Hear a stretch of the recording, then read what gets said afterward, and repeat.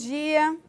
Para quem não me conhece, me chamo Suzana, sou responsável por todos os temas relacionados a benefícios e um deles é o plano de previdência, tá? Estamos ao vivo, hoje fazendo a transmissão para quem é um contribuinte participante que ficam em regionais e restaurantes. Esse é um momento único, acho que pelo menos a área de benefícios não tinha feito um evento desse, dada a tamanha importância do tema que nós vamos tratar aqui. Tá? Para essa apresentação, eu vou contar com a equipe do Itaú Fundo Multipatrocinado. Eu vou trazer as principais mudanças de regras e uma delas, que é o perfil de investimento, eu vou contar com a ajuda da Fernanda para trazer detalhes para vocês, ok? Perguntas podem ser feitas durante a apresentação, mas também no final nós vamos ter um momento só para este, tá? Contar um pouquinho para vocês, né? Eu imagino que vocês não tenham ideia da última revisão do regulamento da MECPREV. Esta foi em 2005. E aí, quando nós fomos para o mercado olhar o que estava sendo praticado, nós estávamos com alguns itens bem defasados. E é por isso que a gente tomou a iniciativa de revisitar esse plano. A revisão começou em fevereiro de 2016. Nós publicamos, né, divulgamos para os funcionários, olha, vamos fazer algumas alterações, mas eu dependo de uma aprovação de um órgão regulamentador. E aí a Previc, que é o órgão do governo que regulamenta plano de previdência, demorou 14 meses para dizer o seguinte, ok, o que vocês estão solicitando, eu estou de acordo. E hoje estamos aqui para passar essas principais regras para vocês. São regras benéficas, pessoal, muito benéficas. Quais são as principais mudanças? Tá? Eu não estou trazendo aqui todas, o regulamento estará disponível, tá? Para que vocês tenham acesso e façam a leitura completa deste. A alteração de percentual de contribuição do participante só era possível fazer uma vez ao ano, no mês de abril. Agora será possível fazer 2 vezes, no mês de abril e no mês de outubro.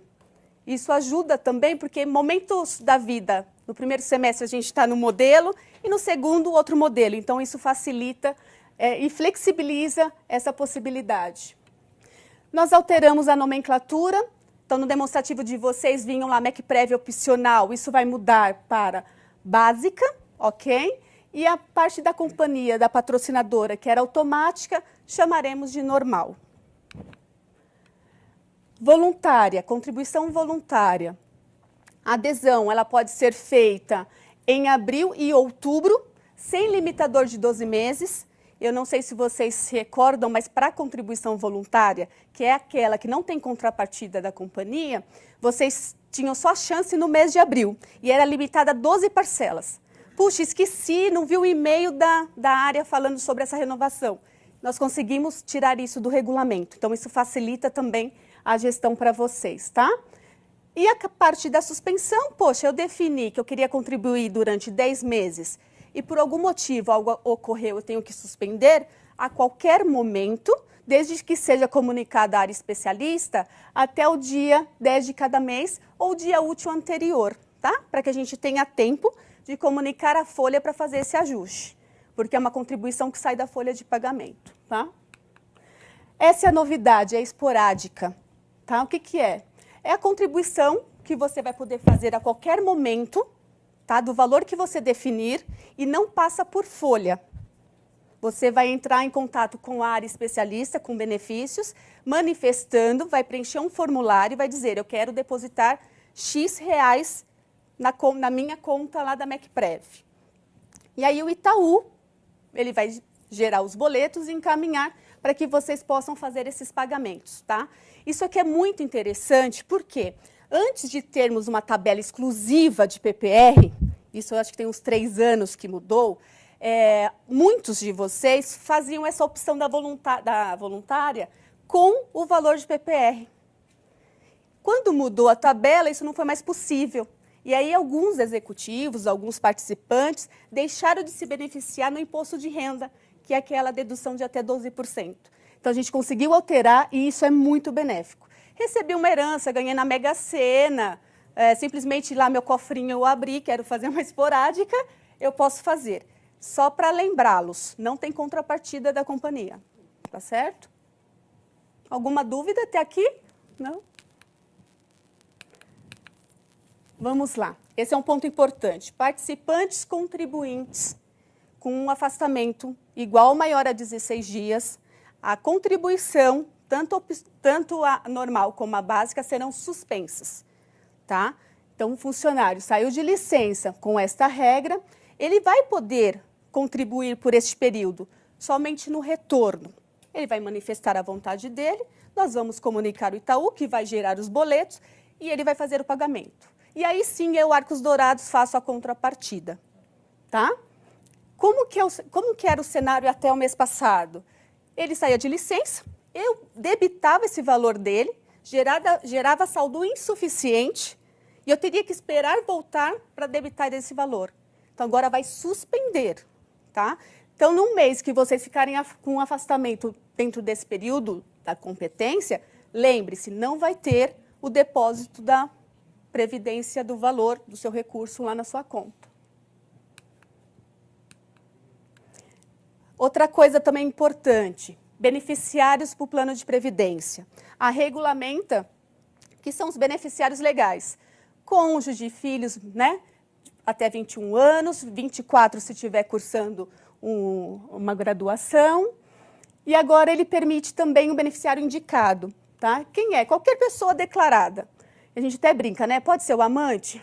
Amante, posso declará-la como indicada? É gosto do freguês, é isso mesmo, Alice? Posso pôr meu amante ou não? Pode, mas fica a seu critério, né? A esposa pode descobrir. É, e vai com certeza. Só para quebrar um pouquinho, pessoal. E aí, no caso do falecimento do participante e na ausência do beneficiário legal, né, que é a esposa e filhos, esta pessoa designada vai receber o valor que seria previsto dentro das regras do regulamento, tá? E aí, na ausência de um beneficiário legal e um beneficiário indicado, quem vai receber são os herdeiros declarados em inventário, tá certo? Então, aqui tem um ponto importante. Nós, na área, não exigíamos que vocês preenchessem no formulário os beneficiários. A partir de agora será uma obrigatoriedade, tá? Então, nós vamos falar depois de formulário um pouquinho mais para frente. Agora, uma parte importantíssima, um super ganho aí que nós estamos tendo. Quando eu falo de instituto, eu estou falando de quais são as minhas opções de receber meu saldo de conta no momento de desligamento, tá? Um deles é o resgate. E aí nós conseguimos alterar a forma de acesso ao saldo da patrocinadora, aquele valor que a Arcos aporta para a gente todo mês, tá? Nós tínhamos uma limitação, que a primeira premissa era a idade. Para eu ter acesso a esse valor da companhia, eu tinha que ter, no mínimo, 40 anos de idade. Nós retiramos isso, porque não tem cabimento, tá? Porque qual que é a regra? A regra era 40 anos de idade e 10 anos de serviço contínuo. Então, eu poderia ter lá meus 10 anos de serviço contínuo, mas não ter a idade. Como a idade era a primeira premissa, eu não tinha direito na época. Outra coisa, nós mudamos a tabela de resgate. A antiga, se eu tivesse a idade, eu só teria direito a 50% do que a Arcos contribuiu quando eu tivesse 10 anos de empresa. E aí, para receber 100% do que ela colocou, só com 15 anos de companhia. Né? Nós temos cenários hoje na companhia de pessoas com longo tempo, mas temos também muitas outras novas, né? E não era justo e nem competitivo no mercado também essa tabela, tá? Como ficou?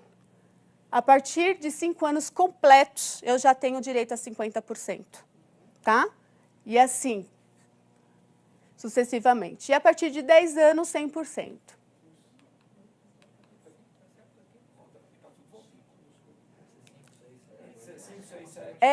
Estava tudo 5? Ah, então foi falha minha, perdão. Bom, benefício de aposentadoria, tá? Nós tínhamos uma condição para eu receber em forma de benefício, uma condição de vitalício. Então, seria feito um cálculo atuarial. Desse cálculo, ele usaria o meu saldo de conta de participante. E se esse saldo não fosse suficiente para atender essa demanda, a Arcos teria que fazer aportes adicionais, tá? Essa condição ela foi extinta, somente para os participantes que não eram elegíveis na data de aprovação do novo regulamento. Qual que é a regra para a renda vitalícia?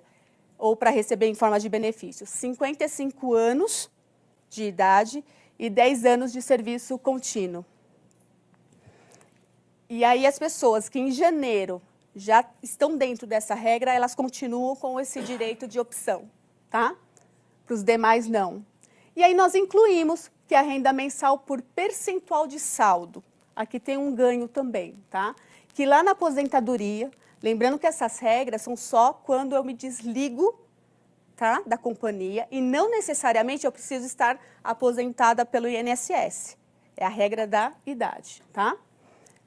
Vai poder escolher entre 0,4% e 1,6% do saldo mensalmente, e esse percentual pode ser revisto uma vez ao ano e sempre no mês de abril, tá? Então, eu tenho lá X mil reais, eu quero escolher para receber 0,4%. Se a MECPREV rendeu 0,8%, você só está tirando o rendimento e seu saldo continua lá ainda com um pouquinho, tá? Então, aqui tem um grande ganho, tá? Bem interessante. Essa parte aqui, eu acho que é decisória aí para pensar realmente no futuro, né? Que é a parte de investimento do saldo da conta total do participante. Como foi até ontem, tá? A Arcos Dourados tinha a política de investimentos que ela aprovava anualmente. E ela decidia onde ia aplicar os nossos recursos. A partir de então, tá? Vocês serão responsáveis, dentro dessas possibilidades, que são 2 perfis, escolher qual é o perfil que eu quero investir no meu recurso. E aí eu estou falando do meu recurso considerando o que eu coloquei e o que a companhia colocou. Vocês vão fazer a gestão disso, tá? A responsabilidade agora é de cada um de nós, que somos participantes. O perfil 1 é um perfil diversificado sem ações. Eu não vou entrar em detalhes, porque, conforme eu comentei, eu tenho uma especialista para falar disso, tá? Que a gente pode considerar um perfil mais conservador. E o perfil 2 é um diversificado com ações, e aí é um perfil moderado. Se vocês me perguntarem em qual que a Arcos aplicava, era no moderado, é o perfil 2. Só para vocês terem uma ideia, não sei se vocês já acessaram o site e acompanham o rendimento, a MECPREV em 2017, ela fechou o ano com 13,26 de rendimento, tá? Exatamente. Então, teve mês com queda, sim, mas também outros meses com 2%. Então, é só para vocês, para efeito de curiosidade, tá? O participante ele pode rever o perfil também 2 vezes ao ano, período de abril e outubro. O participante que não optar, tá, por um dos perfis, o saldo será alocado no perfil 1, automaticamente. Puxa, Suzana, perdi o prazo, não vi o meu e-mail, infelizmente não tenho o que fazer, mas você tem a sua chance lá no mês de outubro para fazer essa alteração. Bem? Tudo bem até aqui? São 2 vezes ao ano. Exatamente. Tá? Abril e outubro. Sempre a área faz campanha, então no final do mês de março eu já falo, olha, prestem atenção, vocês vão revisitar o percentual de contribuição e o perfil ou a contribuição voluntária, aproveitem esse momento. Tá? Outras alterações, adequação de legislação, ajuste de redação e ajuste também de alguns conceitos, principalmente de beneficiários. Era muito confuso o nosso regulamento anterior. Tá? Bom, quais são os canais de dúvidas que eu posso consultar? Regras de regulamento, nós estamos direcionando o Itaú. Tá? Então, tem os canais de atendimento e o site também. Tá? Você vai encontrar lá o regulamento atualizado, os formulários necessários. Lá você acompanha seu saldo mensalmente, qual é o rendimento mensal. Tá? Então, quem não tem o hábito de acessar e fazer um acompanhamento pelo menos mensal, vamos tomar, né, esse conhecimento, vamos investir porque é futuro, tá, pessoal? E aí, para perfil de investimento, por mais que estaremos aqui com um especialista na área, o MEC Amigo, o especialista da área de finanças, ele está preparado para falar para vocês sobre esses 2 perfis que estão disponíveis para A escolha de vocês. Pontos de atenção, regulamento e formulários no site, só para reforçar, .com.br/multipatrocinado. Vocês terão até o dia 2 de abril para preencher o formulário de alteração, tá? E entregar lá na área especialista, tá certo? Sempre em 2 vias. Poxa, Suzana, por que imprimir, assinar, entregar? Porque é lei. O Itaú ele precisa ter esse formulário original. Felizmente, não avançamos ainda lá na Previc, tá?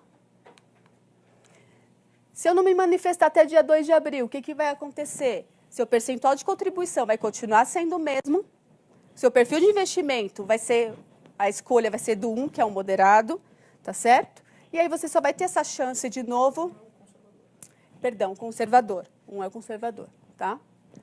Bom, a alteração do percentual de contribuição básica será efetivada no mês de abril, então aqueles de 3% a 10% vocês escolhem e aí vai ser efetivado já no mês de abril, por isso que a gente tem um prazo de entrega dia 2. E aí falando do perfil de investimento, este será efetivado no mês de maio, tá? Então todo o seu recurso vai ser transferido para aquele perfil escolhido na competência do mês de maio, tá? Alguma dúvida? Da minha parte, é só. Não é só isso que alterou no regulamento, mas essas são as principais mudanças, tá certo? Agora eu convido a Fernanda, que vai trazer para a gente aí detalhes de perfil de investimento. Trazer também informações sobre o mercado. Obrigada. Obrigada. Bom dia a todos. Eu agradeço a oportunidade de vir conversar com vocês nesse momento super importante. Todas as mudanças que foram mostradas aqui dão a entender que vocês precisarão ser mais protagonistas nessas decisões, né? São inúmeras decisões, algumas que não são apenas relacionadas ao melhor perfil para ser a referência daqui para frente dos investimentos, mas refletir quando eventualmente é um momento oportuno para aumentar uma contribuição, pensar em assuntos que nos fazem sair de uma zona de conforto, como herdeiros, pensar em adversidades, né? Lidar com finanças não é algo natural para o ser humano. E não importa em que país que essa pessoa esteja, talvez a vivência, a experiência de vida, a influência familiar seja importante para que essa decisão seja tomada mais rápida ou devagar. Mas homens e mulheres têm dificuldades, pessoas das mais variadas profissões, até os meus colegas gestores muitas vezes vêm tirar dúvidas e param para pensar com certa dificuldade no que fazer nos seus recursos voltados à aposentadoria. Então fiquem totalmente à vontade de me interromper para fazer os questionamentos. Para a gente quebrar um pouco do gelo, eu trouxe alguma introdução de cenário para mostrar para vocês a importância de a gente ter um investimento diversificado nesse ambiente de juros mais baixos no Brasil, que vieram para ficar. Mesmo que a gente viva alguma flutuação no meio da jornada de investimento, é um panorama muito diferente do que a gente teve nos últimos anos, né? O conteúdo tem algumas partes mais técnicas, com algumas simulações, mas tem algumas partes mais motivacionais, para quem ainda tem alguma dificuldade de se identificar, né, nessa longa jornada de investimentos. Porque, pelo que eu estou vendo aqui, para a maioria é uma longa ainda jornada de investimentos. Tem tempo para a gente investir com diversificação, ok? Só para me apresentar, né, eu sou Fernanda, trabalho na Itaú Asset, que é a área que faz a gestão de recursos de terceiros. Eu sou economista, planejadora financeira, mas nos últimos anos toda a minha especialização foi voltada para psicologia econômica, finanças comportamentais, porque eu percebi que não bastava chegar numa reunião como essa ou de resultados e contar sobre os números, sobre as metas. É importante a gente conseguir uma empatia do nosso interlocutor para ele entender o significado de tudo aquilo, né? Tanto esforço de entendimento e de investimento para se chegar aonde, né?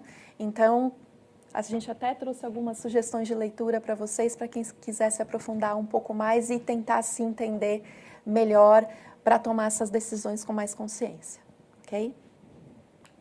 Então, começando aqui pela nossa agenda, nós temos alguns slides que vão falar de cenário macroeconômico. com as projeções que a Itaú Asset faz para a economia brasileira nos próximos 2 anos. Pode ser útil para vocês também nas outras atividades, né? Não só agora nessa decisão de planejamento financeiro, mas sim nas atividades mais ligadas aos negócios de vocês. Vou mostrar a tendência de queda estrutural da taxa de juros, o que está acontecendo no Brasil e em outros lugares que já convivem há mais tempo com juros baixos, então já tem um pouco mais de aprendizado e traquejo, não tem tanta timidez em buscar investimentos um pouco mais arrojados, né? E isso é bastante importante, o brasileiro ainda é um pouco travado em relação a isso.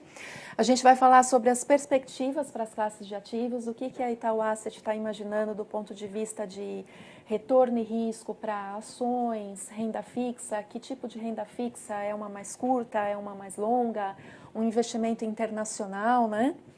Vamos mostrar os perfis com algumas simulações, utilizando índices de mercado, não necessariamente as carteiras de vocês. A gente vai mostrar o que o passado, né, entregou em termos de resultados, mostrou em termos de oscilações com investimentos similares, para vocês terem uma ideia do que seria essa flutuação do investimento em janelas longas, em janelas de 10 anos, por exemplo, supondo que esses planos já existissem lá atrás.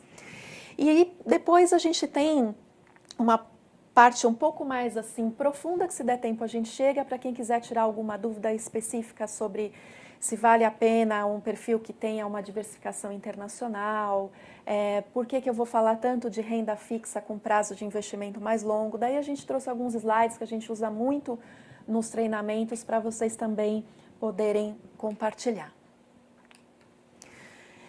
Então, o cenário para esses próximos 2 anos é bastante construtivo. O Brasil deve vivenciar uma aceleração do seu ritmo de crescimento, depois de uma recessão bastante profunda. Nós até estamos mais otimistas em relação ao consenso do mercado com essas possibilidades. A gente projeta 3,6% de crescimento por PIB esse ano, 4,5% para o ano que vem. Acreditamos que o consumo tenha condições de reagir e motivar essa retomada. É uma situação positiva, bacana, depois de tantas quedas profundas e pronunciadas, mas a gente ainda vai trabalhar num nível de atividade abaixo do potencial da economia. Por isso que mesmo tendo uma curva de crescimento tão mais forte do que o mercado, as nossas projeções para a inflação são baixas. A gente projeta hoje em dia para o IPCA, que é o principal índice de preços ao consumidor do Brasil, algo como 3,3% para esse ano, 3,7% para o ano que vem. Nossa, a inflação nesse patamar no Brasil, no ano passado já foi baixinha, é algo bastante inédito, vamos dizer assim. E por que uma inflação tão abaixo das metas do Banco Central, né, que são de mais ou menos 4,5%? A economia vai crescer, mas não vai ultrapassar um potencial, então preços mais competitivos, como de serviços, como de alimentação em restaurante, né, que é um serviço importante dentro do IPCA, bens de consumo duráveis, não tem tanto gás ali para colocar preços, recuperação de margens, já que a gente vem de uma situação de taxa de desemprego ainda bastante alta, cadente, mas bastante alta, isso vai ganhar tração ao longo do tempo. Então, com esse crescimento positivo, mas acompanhado de inflação baixa, o Banco Central deve praticar juros baixos por um longo tempo. Nós acreditamos que a Selic, que é a taxa de referência para a política monetária e de referência para os investimentos de renda fixa pós-fixados, mais conservadores, atinja 6,5% agora na reunião de março, fique nesse patamar por bastante tempo. E se a economia ganhar essa atração, o Banco Central provavelmente vai voltar a subir a taxa no ano que vem, mas a gente tem uma projeção moderada de aumento para 8% ou eventualmente para 2020 para 9%, mas o importante é que o juro real vai ser baixo nesse período. Baixo em comparação ao que a gente já viu, baixo para ter uma segurança de remuneração da reserva de aposentadoria se eu ficasse parado no investimento extremamente conservador. Vamos ter oscilação no meio desse caminho? Sim, porque tem o calendário eleitoral, tem o calendário das decisões de juros no Brasil e nos Estados Unidos. A gente já começou esse ano com algumas flutuações decorrentes de algum receio de inflação nos Estados Unidos, sobe o juro mais rápido por lá, pode impactar o Brasil. Mas é importante passar uma mensagem para vocês que, na nossa opinião, mesmo com esses desafios, essa situação de juro real baixo é algo que a gente vai ter que conviver daqui para frente. Pode ser momentânea essa turbulência, é super cedo para dizer o que pode acontecer, a gente nem sabe quem vai ser candidato, mas dá para imaginar que qualquer um que vença essa eleição queira consertar um pouco da casa para ter governabilidade. Então, o conserto de casa pode resultar nesses juros realmente mais baixos, ok? É uma premissa, posso estar completamente errada, mas é uma premissa para a gente conseguir sair um pouco do curto prazo, ninguém vai se aposentar e usufruir da reserva amanhã, e pensar nessa jornada que a gente tem de 10 anos, muitas vezes 20 anos ainda pela frente. Sinais de que a economia está melhorando: as confianças setoriais, que são pesquisadas pela FGV, indústria, comércio, serviços, construção, consumidor, saíram daquela descrença em relação às perspectivas econômicas no final de 2016, vamos dizer assim, e a gente consegue já ter aí uma visibilidade. A inflação no índice oficial despencou, por questões não necessariamente ligadas à demanda, como o caso dos alimentos, mas também relacionados à demanda, né? Quando a gente vai um pouco mais profundamente olhar os núcleos da inflação, os economistas adoram fazer metodologias das mais variadas, a gente vê que também houve uma desaceleração pronunciada.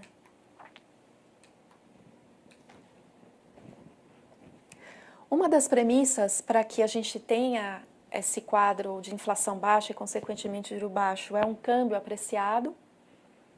Quando nós olhamos para o balanço de pagamentos brasileiro, a gente enxerga uma balança comercial ainda gerando resultados robustos, investimentos estrangeiros diretos, numa proporção importante, maior do que todo o déficit comercial barra de pagamento de serviços que a gente tem. O Brasil é deficitário em termos de serviços do balanço de pagamentos. Então, sobram recursos no mercado, que é essa linha verde, né? Nas barras em laranja, eu tenho o saldo em conta corrente, que é balança comercial mais serviço da dívida. A balança é positiva, mas o serviço da dívida é negativo, então as barrinhas são para baixo. O investimento direto estrangeiro, em azul. Em portfólio, né, o investidor estrangeiro querendo comprar títulos de renda fixa no Brasil, ações, ainda pode ser positivo. O saldo de tudo isso é uma sobra. Por isso que a gente tem a premissa do câmbio apreciado.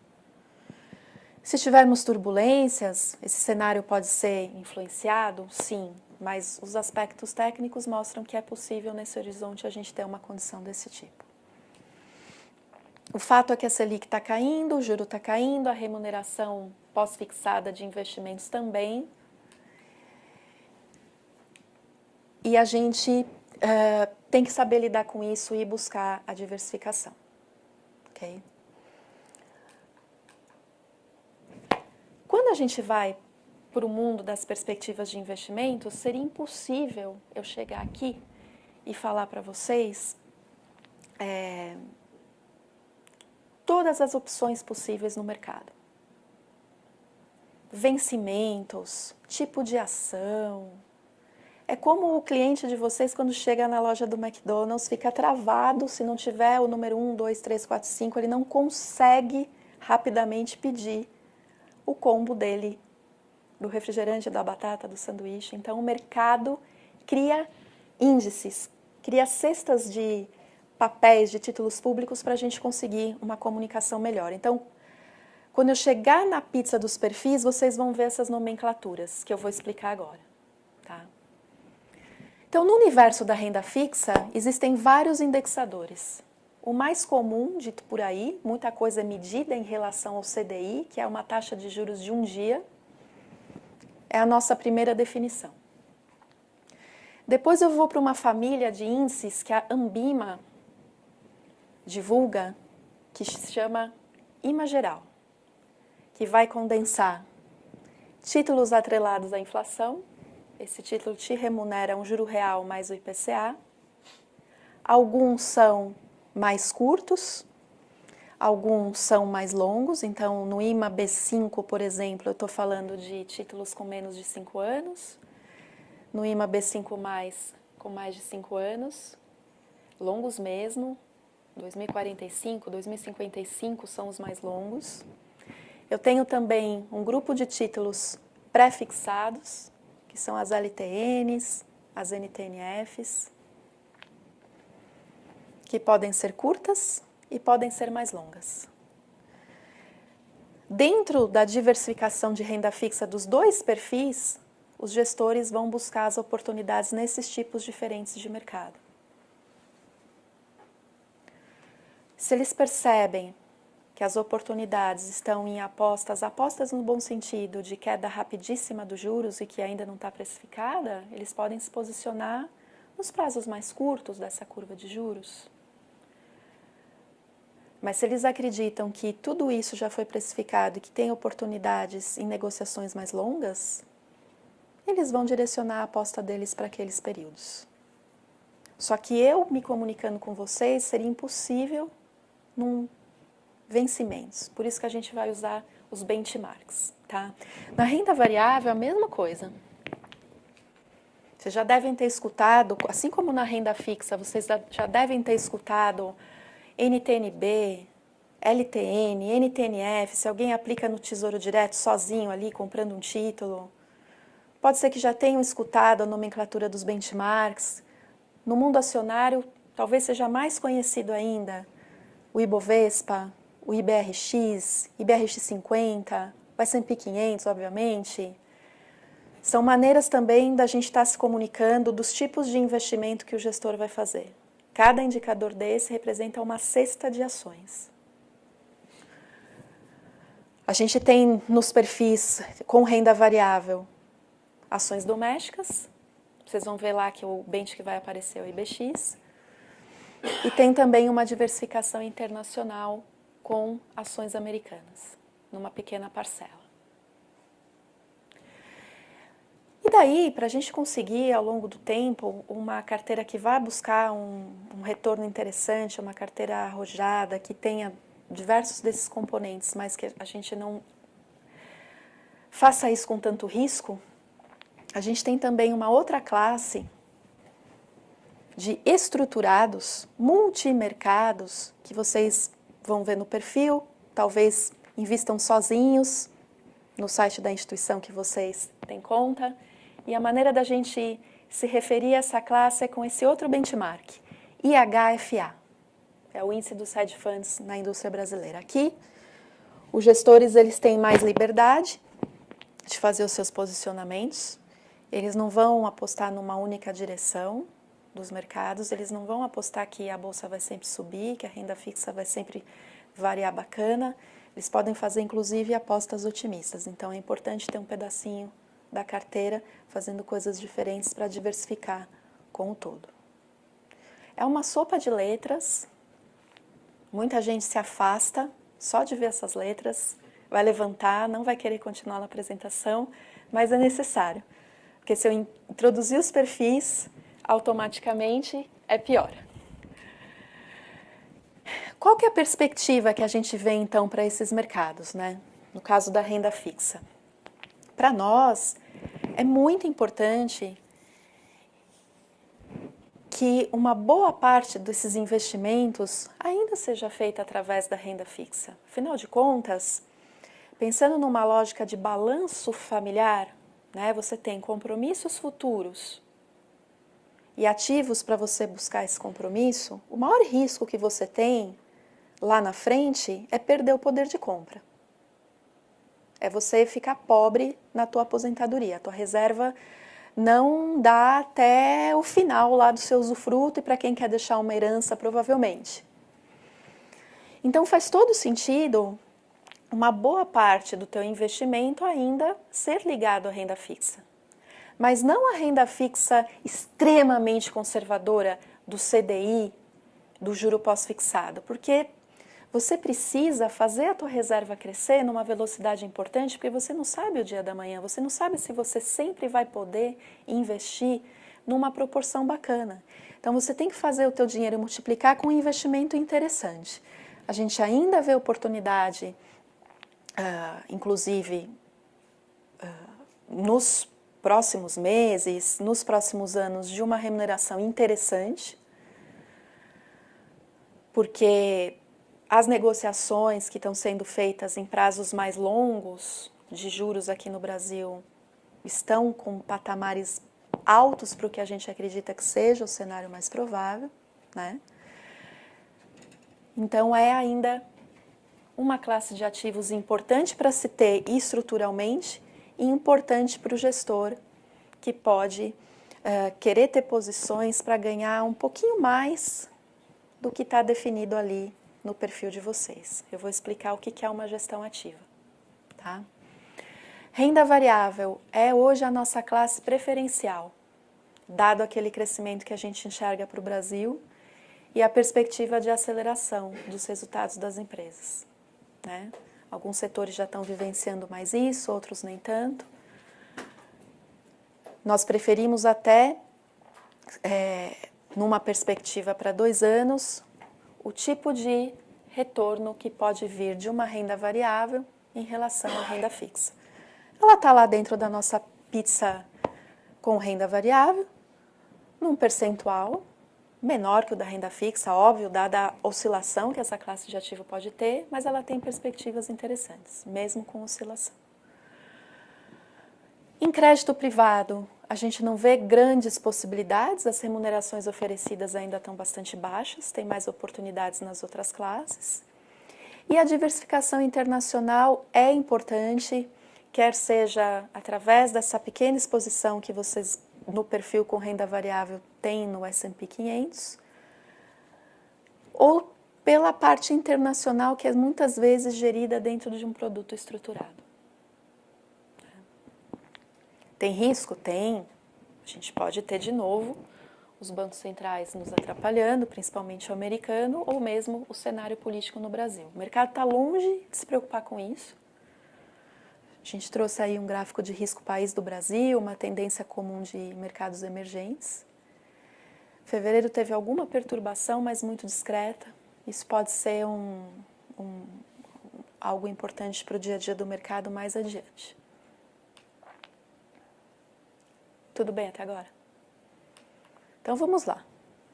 O perfil da direita, como já foi dito aqui, com renda variável, é o perfil que existe, é uma das opções que vocês têm de permanecer, trocar, o que vocês bem entenderem, mas era o que já existia para remunerar as suas reservas, né? É um perfil que tem 40% em CDI, 25% em IMAB5, eu vou explicar, 10% em IMAB5+, 5% em RFM, 5% em HFA e 10% em BX100. Já vimos todos aqueles benchmarks lá atrás, tá?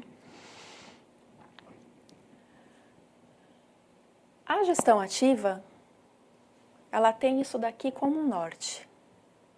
E ela pode decidir, taticamente, se distanciar um pouquinho desses percentuais para tentar remunerar um pouco melhor a carteira. Mas o norte dela é isso daqui. É isso que a gente acredita que faça sentido para o longo prazo. Você ter uma boa alocação estrutural. O núcleo da tua alocação bem diversificado. E daí, se a gestão tiver habilidade, se o gestor tiver sorte, se o mercado ajudar, ele pode ganhar mais do que essa referência ou até conseguir um resultado inferior, tá? Mas essa aqui é uma diversificação para alguém que está pensando numa aposentadoria, tem um horizonte importante para acumular, e se estiver perdendo no meio do caminho, conseguir recuperar adiante, não tem muitos afastamentos com temas financeiros, então não vai ficar todo dia olhando ali a remuneração, às vezes não vai olhar nem mensalmente, eu não olho no meu plano. Eu não olho no dia, no mês, às vezes eu olho de 6 em 6 meses. Mas a escolha disso daqui, a principal, tem que ser o teu horizonte. As perspectivas que eu mencionei. Vê se você sabe lidar bem com a jornada de investimento. Tá? O que a gente coloca aqui? 40% CDI, mas não necessariamente investimentos extremamente conservadores. O gestor pode estar querendo ganhar um pouquinho em relação ao CDI, pode estar fazendo coisas diferentes. Títulos atrelados à inflação com prazo até 5 anos, porque eu quero que uma parte do meu portfólio tenha uma proteção pela inflação. Esses títulos remuneram a inflação mais alguma coisa. Aqui, um pouco mais longo, porque afinal de contas, né, você ganha prêmios para financiar uma dívida pública mais longa, faz sentido? Se você confia em tudo isso, vale a pena correr esse prêmio. Então, também tem uma parcela um pouco mais longa. Títulos pré-fixados, que é onde a gente pode ter remunerações em relação a esses juros mais conservadores, relacionados às expectativas de queda de juros. O IHFA, que é o de multimercado, o IBX-100 de ações e o S&P 500 com exposição cambial, que é a parte internacional ali do portfólio. Você vai estar diversificado numa outra região, que não a brasileira, no limite até em mais regiões do que a americana, porque embora sejam as empresas listadas, as empresas americanas listadas, elas têm negócios com o resto do mundo, num grau de abertura muito maior do que uma empresa brasileira, né? Então você está diversificando internacional e tem uma exposição cambial ali, né? Você simula um investimento no exterior. É interessante para diversificar com as posições de renda fixa. Mas por que existe um outro perfil? Porque nós não somos iguais. A gente pode ter idades diferentes, tempo até usufruto diferente, lidar de maneira diferente com o meio do processo. Tem pessoas que gostam sim de olhar diariamente, mensalmente, eu não recomendo, mas tem. E podem ficar inseguros de ter ação no portfólio, e isso acaba flutuando mais. Mas vejam que não é uma renda fixa CDI, basicamente. Aqui, de novo, eu tenho a possibilidade da gestão ativa buscar resultados em relação a esse indexador e eu tenho a parcela dos títulos atrelados à inflação, 25% do portfólio, e a parcela pré-fixada.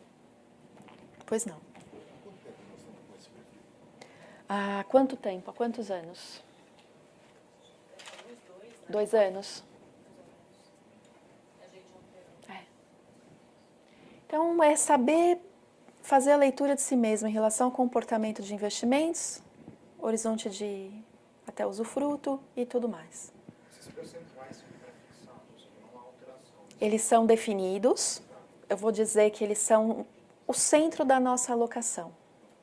E a gente se distancia um pouco um pouco mesmo, em relação a esses percentuais.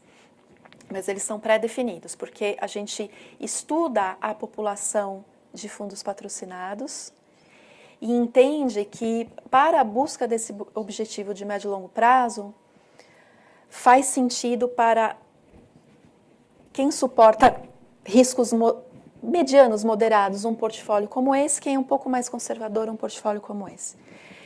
Tem lugares que têm até mais perfis, não querem saber de risco, de volatilidade de jeito nenhum, tem só investimento pós-fixado, ou que são muito agressivos, daí os percentuais aqui de renda variável e dos títulos de renda fixa longos vão ser muito maiores.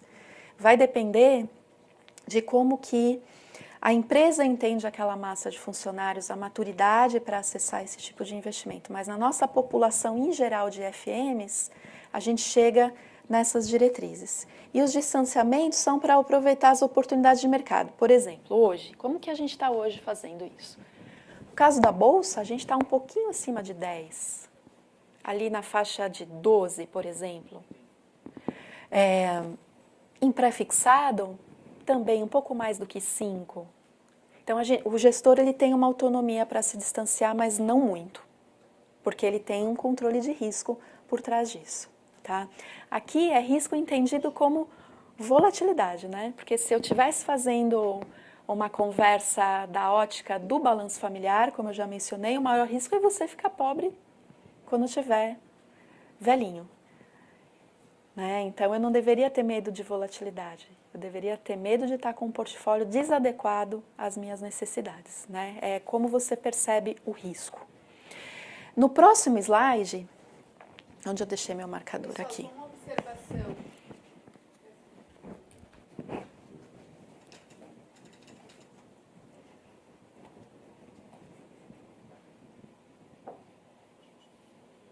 Estamos ao vivo.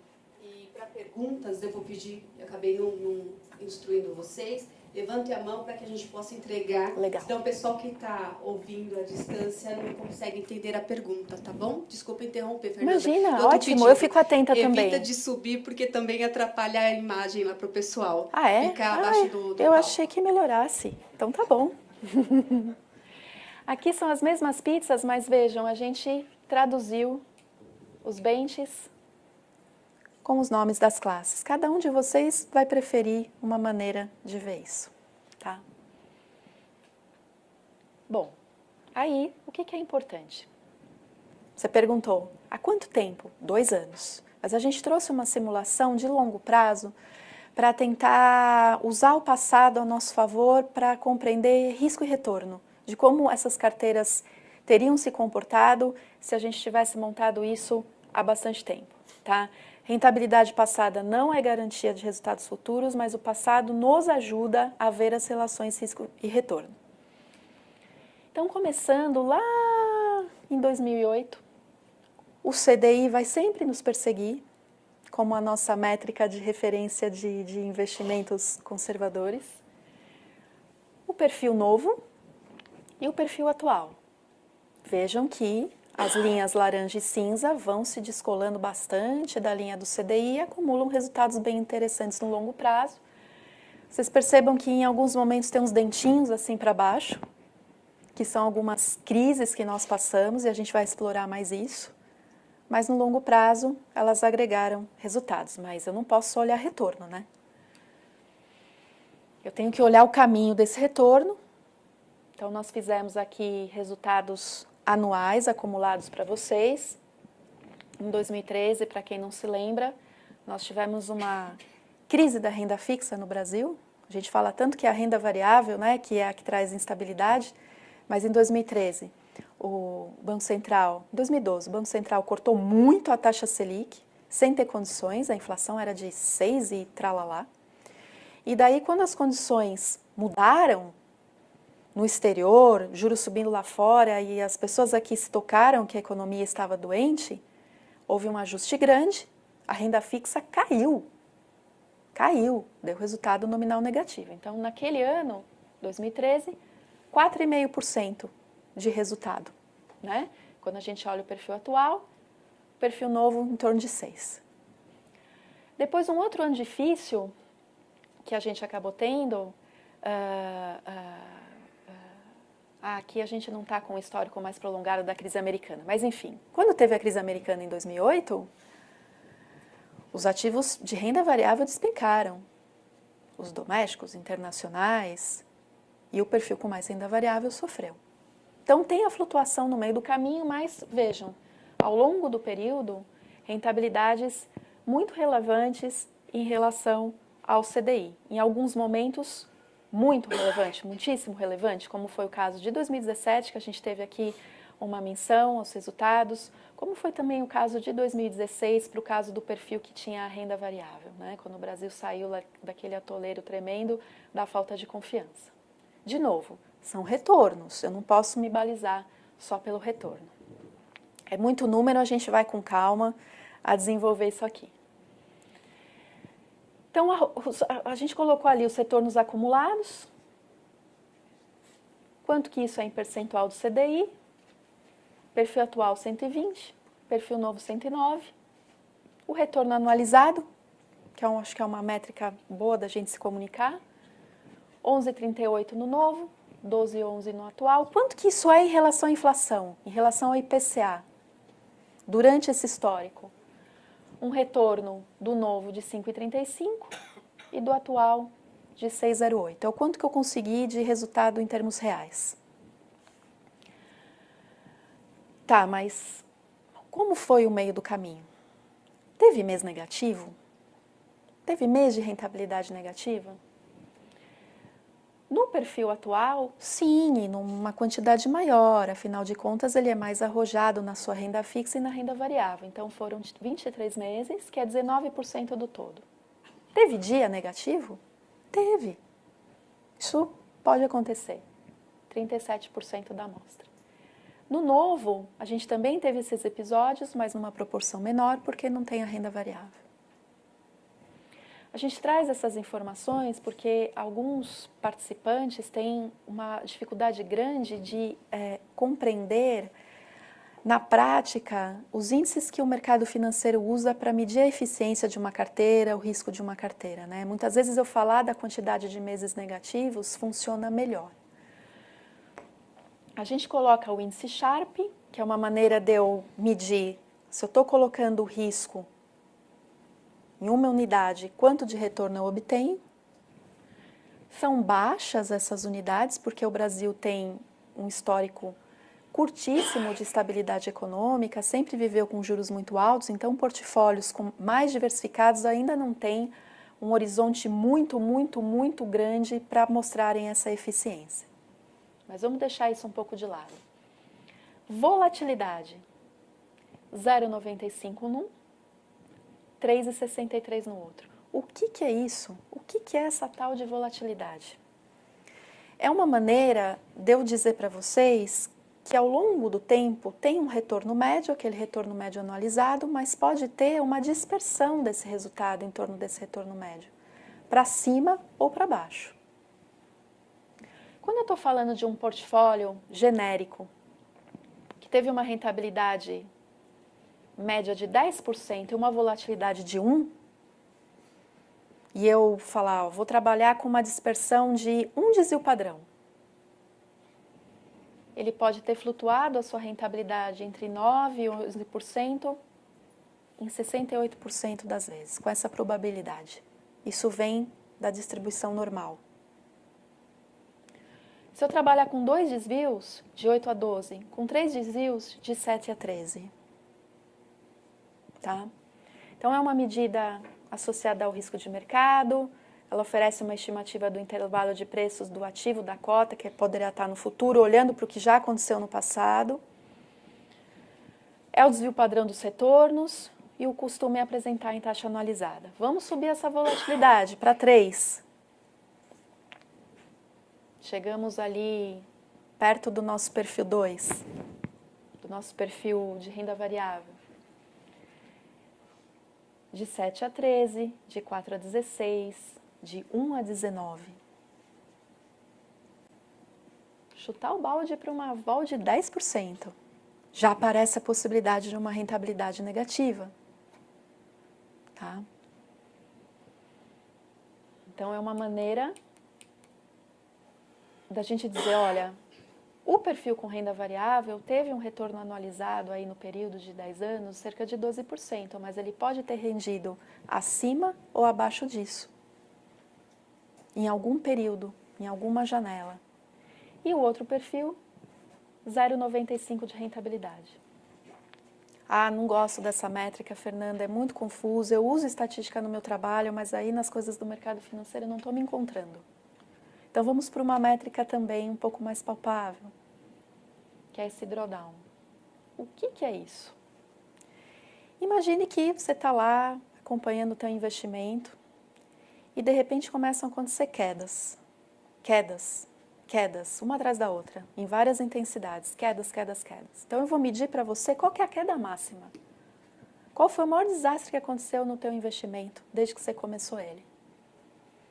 Eu meço a intensidade dessa queda e conto para você em quanto tempo você recuperou esse recurso. É uma outra maneira de vocês testarem o perfil de investimento de vocês, né? Então vamos primeiro para o gráfico, depois eu volto. Perfil atual, supondo que ele nascesse lá na crise financeira americana. O que de pior aconteceu com ele? Foi justamente aquele período. Ele teve uma queda acumulada de retorno de 8,5%. E demorou um período importante para ser recuperado. E depois a gente vê outros episódios, quer seja relacionados a crises no Brasil ou no exterior, mas essa é a jornada de investimento do perfil atual nessa métrica de drawdown. O outro perfil também tem situações de adversidades, mas mais moderadas. Para quem olha todo dia, pode ser complicado. Para quem não olha, de repente você nem percebeu o drawdown. Né? Mas eu acho que é uma métrica muito boa, é a minha preferida quando eu estou vendo os meus investimentos. Tá?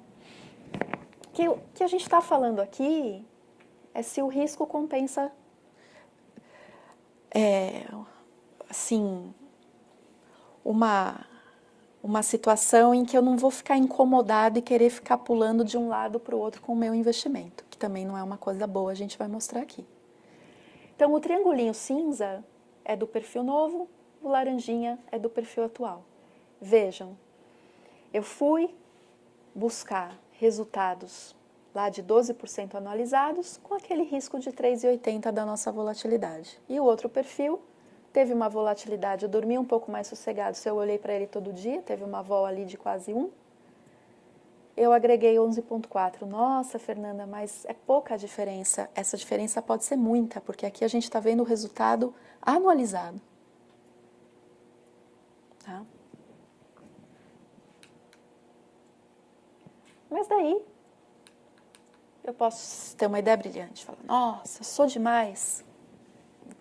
Ilusão de compreensão. Eu sou demais, eu vou compreender sempre o que está acontecendo no mercado, vou ler sobre tudo, eu mesmo vou fazer a minha decisão de investimento e eu vou sempre mudar. Toda vez que tiver a data do meu plano, eu vou mudar.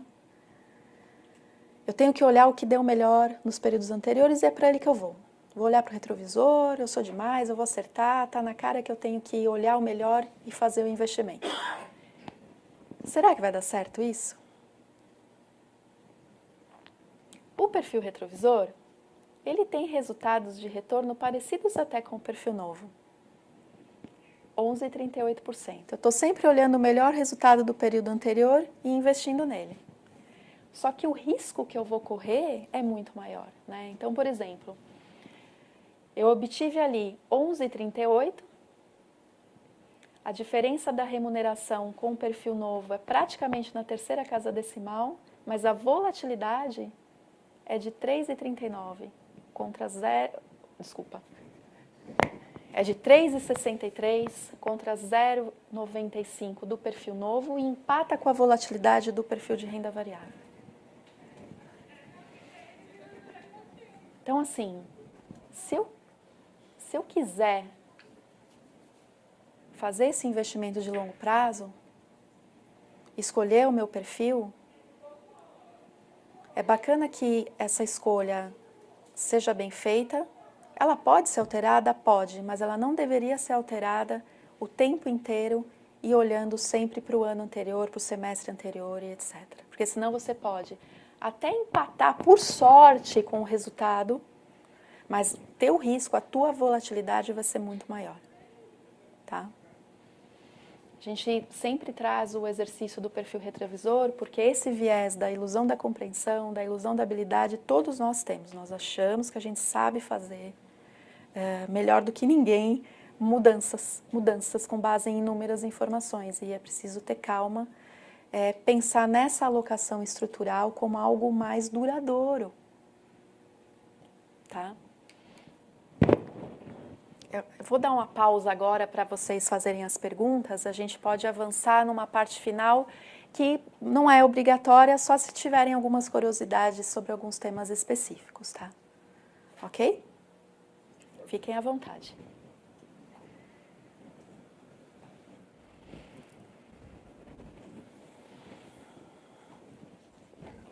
Pois não. A questão da escolha. Só um minutinho, o microfone.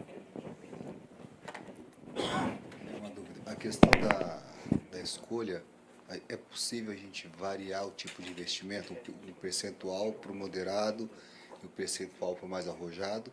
Ou é necessário escolher um perfil, quando chegar naquele período eu troco o perfil, seja qual for? É possível a gente fazer essa separação de percentual?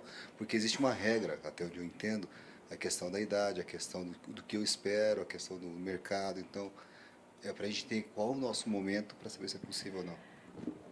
Cada momento de escolha possível pela formatação do plano que foi apresentado, você escolhe um. O que você deve fazer ao longo do tempo, conforme você vai ficando mais velho e tudo mais, é mudando. Saindo, se você tiver já com renda variável lá na frente, deixá-lo mais conservador, ou se você vai começar agora com o perfil basicamente de renda fixa e percebe, caramba, eu aguento oscilações, eu posso buscar mais resultados. Você começa com da renda variável e de novo lá na frente pode mudar. O exercício do retrovisor que eu trouxe, ele é provocativo porque a maior figura que você encontra pela frente é a figura que muda. Não é só no mundo previdenciário, no mundo dos investimentos comuns. Sai de um fundo, vai para o outro, sai de um banco, vai para o outro, aí quando viu, comprou a mesma coisa, e fica entrando e saindo, e gerando custo tributário, que não é o nosso caso. O mundo da previdência é muito bacana. Você vai fazer a tua mudança de perfil sem resgatar nada. É muito bom isso, né? É uma coisa bem interessante. Então, a tua opção é num, mas nada te impede de fazer o caminho, né?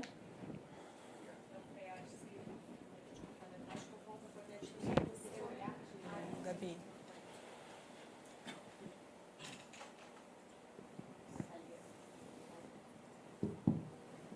Só um ponto para complementar que eu acho que vale é que não só é ideal e natural que você migre para perfis mais conservadores quando você for ficando mais velho, mas que você também olhe para a previdência junto com os seus investimentos globais, né?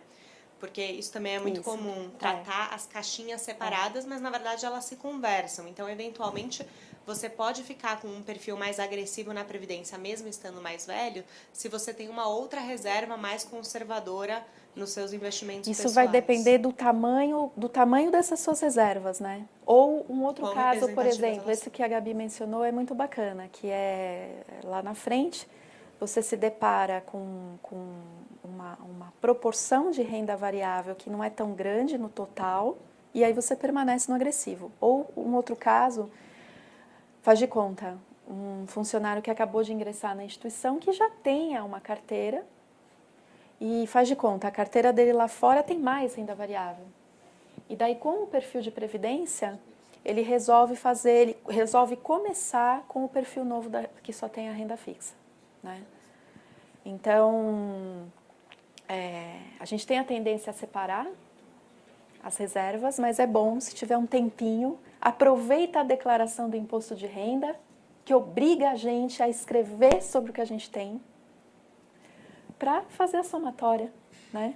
A gente não gosta de fazer IR, mas o IR te dá uma condição de olhar o patrimônio financeiro e não financeiro. É uma vez por ano que você tem que parar para pensar e dá para fazer essas contas.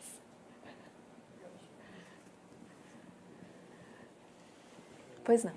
Modelo, vocês falaram na apresentação, modelo 1, modelo 2, e agora você falou do modelo atual.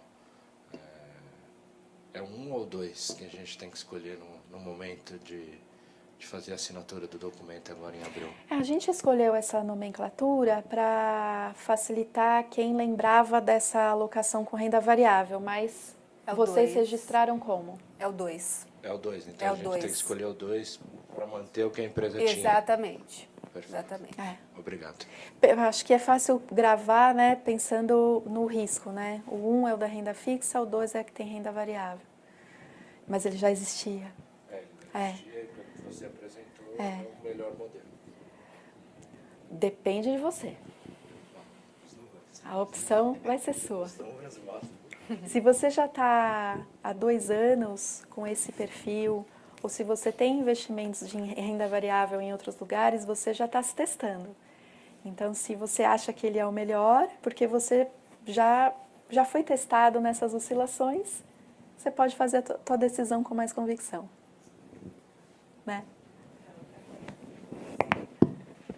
Outra coisa é a questão do cenário, né, que a Fernanda apontou.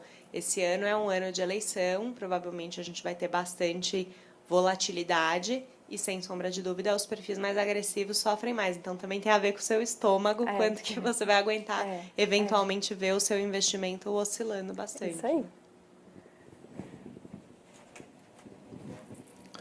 Bom dia. Só uma pergunta. A partir do momento que a gente faz a escolha do cenário, porque agora vai virar automático para o 1, certo? Se eu fizer a escolha para o 2, eu não preciso ficar escolhendo a cada período. Ele permanece no 2 até eu fizer alguma outra opção. Exatamente. Você tem que tomar a iniciativa de querer mudá-lo. Você não vai precisar sempre confirmá-lo. É isso. Não vai precisar, tá? A gente só disponibilizou para dar mais possibilidades. Então, são 2 vezes. Mas eu já fiz minha opção agora. Vocês podem deixar como a voluntária também que nós citamos, tá? Su, e para complementar, a campanha vai acontecer, como sempre, em abril e agora, com o novo regulamento, em outubro também. Então, é importante. Você deixou ela lá no perfil 2 em outubro. Você quer rever seu perfil? Não, não quero. Não precisa preencher nada, vai deixar da maneira que está. Tá bom? Sempre tem essa... Perfeito, Lu. Eu tenho uma dúvida. Hoje a gente tem o capital investido e depois a contrapartida da companhia. A contrapartida da companhia, ela vai considerar apenas o capital ou capital mais rendimento? Wesley, eu não entendi sua pergunta também. Sim. A gente tem um investimento mensal no plano. Você faz um E aporte, depois, a empresa faz a exatamente, parte dela. no final do ano tem o rendimento, tem os índices de rendimento que foram apresentados ou de acordo com o plano. A contrapartida da companhia, ela considera só o teu capital investido, que é a parte da companhia, ou o capital mais o rendimento do seu plano? A contrapartida da empresa, Wesley, a contrapartida da empresa, ela sempre está atrelada ao valor que você colocou. Então, eu coloquei R$100 esse mês, ela vai colocar R$50. Se eu tive um rendimento adicional, não tá. O rendimento é O rendimento, ele vai entrar em cima do total da sua conta de participante. Perfeito. Tá? Só para acrescentar também, a contribuição da empresa ela ocorre no mesmo momento que você faz a sua. Então, da mesma forma que os seus R$100 está rendendo, ou os 50 que a empresa colocou também está rendendo no mesmo perfil. Então, você teve o rendimento e a parte da empresa também teve o rendimento. Ok. Porque ela ocorre no mesmo momento. Ok. Ele só fica separado. Lá no site você vai olhar saldo de participante e saldo de empresa.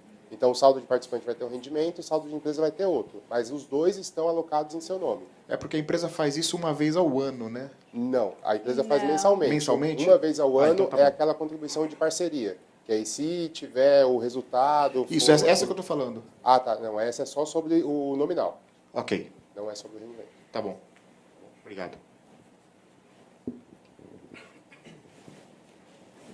Mais alguém?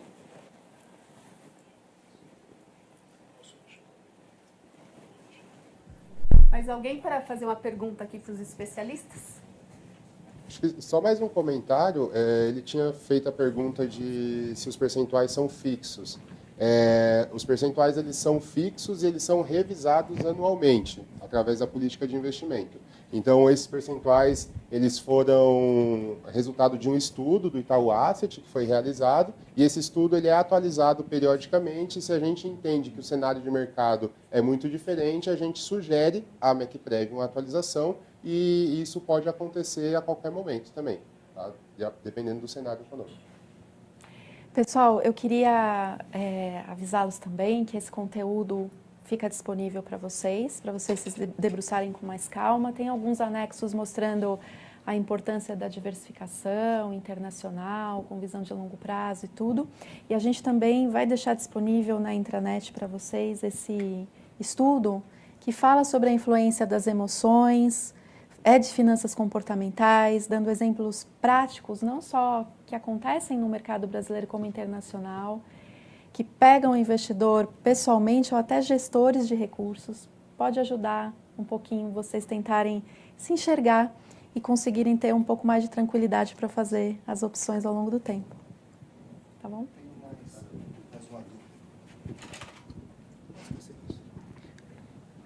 dúvida. Na opção um pouco mais arrojada, onde eu tenho vários tipos de investimento ou uma cesta de opções, aquela é a cesta que vocês fizeram o trabalho, que analisaram que seria o melhor. Aqueles percentuais que nós temos, ele sofre alteração a cada 6 meses? Ou é um modelo que vocês já estudam e que ele vai se manter? Por exemplo, a gente está falando, sei lá, ações de tesouro, LTF, seja o que for, ele é alterado a cada 6 meses também ou não? Porque Eu o CDI ele é o nosso conservador. Eu acho que ele se mantém por um bom período ou durante todos os anos. Mas os outros, eu acho que ele pode sofrer alterações, ou não? Eu vou começar a responder, a Gabriela também pode complementar. Quando nós estudamos o universo dos FMs, nós vemos várias tolerâncias ao risco. Então, a gente parte do princípio, né, que você tem maiores tolerâncias ao risco, a volatilidade desse portfólio com ações é de mais ou menos 8%, e o outro é muito menos, né? Então, com base nessa tolerância, a gente monta os portfólios, tá? Que são duradouros, mas eles não são fixos. Se o gestor perceber que tem oportunidades ou riscos no meio aí do cenário, ele faz os pequenos distanciamentos em relação a essas alocações estruturais. Isso.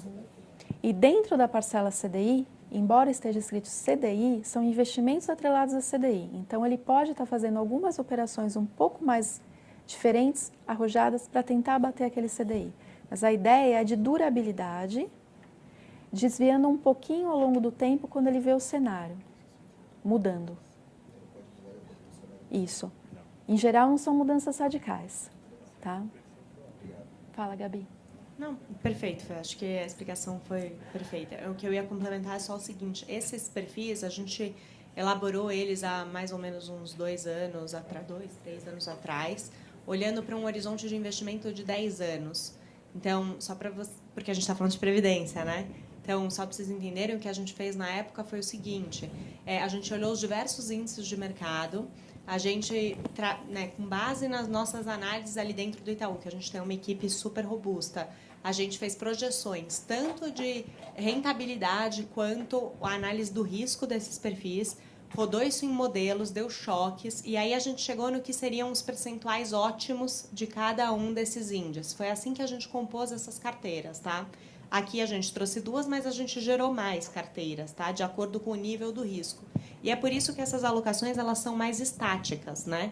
Então, a gente tem os percentuais fixos, porque eles foram pensados nesse horizonte bastante longo, e aí a gente vai, ao longo do tempo, de acordo com o cenário, ficando um pouquinho mais posicionado ou um pouquinho menos. Essas alocações estruturais, que a gente chama, elas até podem mudar, mas seria difícil, né? A ideia é que elas realmente sejam coisas mais estáticas, até para a gente evitar nós mesmos incorrermos no erro lá do retrovisor, né? Então, é por isso que elas têm uma característica de serem mais estáveis.